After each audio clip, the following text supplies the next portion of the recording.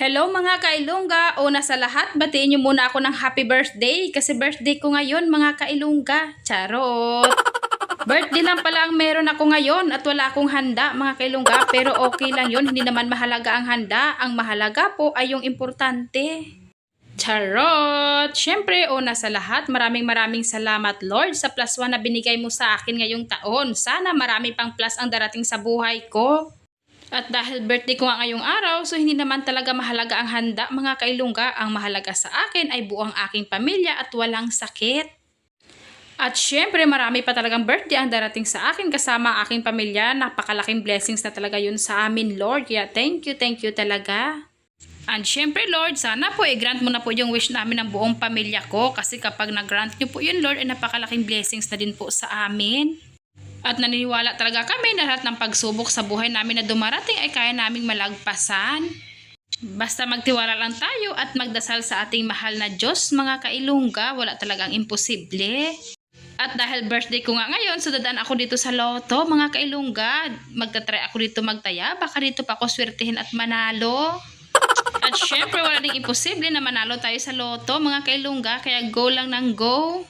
At pagkatapos ko na mag-fill up ng aking lucky number, so nagbayad na ako dyan sa counter at binigay na nga din sa akin ni ate yung papel na aking tinayaan sa loto. Kaya ayan mga kailungga, good luck na lang sa akin.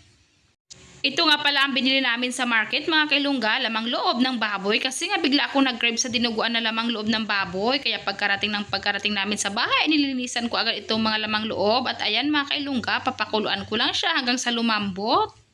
Pinakuluan ko lang siya sa tanglad, asin, sibuyas, sa bawang, mga kailungga, at after ng ilang minutes nga ay lumambot na nga itong lamang loob ng baboy. Medyo madilim na nga na nakabili kami nitong lamang loob ng baboy mga kailungga kasi nga wala naman talaga sa plan namin, pero bigla lang ako nag-crave kaya namalingki kami agad. Tinawagan ko nga si mama na sana pakukuhain ko siya dito ng pagkain sa bahay. Yun nga lang, ang tagal niya mag-reply mga kailungga kasi naglalaba daw siya.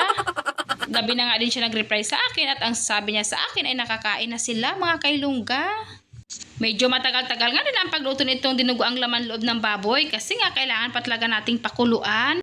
Pasensya na nga kayo sa pinangtakip ko dyan kung napapansin nyo mga kailungga kasi ngayon takip ng aming kawali ay nabasag. Kaya yung pinagawa kong pangtakip ay iyong katawan ng aming kawali.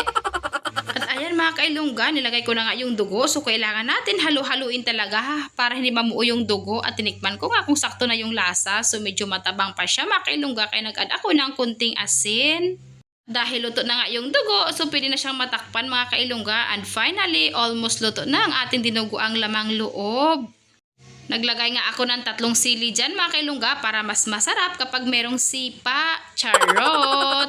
Amoy pa lang, nakakagutom na talaga mga kailungga. Crave na talaga ako kumain ng dinuguan. So let's eat mga kailungga, kaunta nyo. Salamat and advance Happy New Year!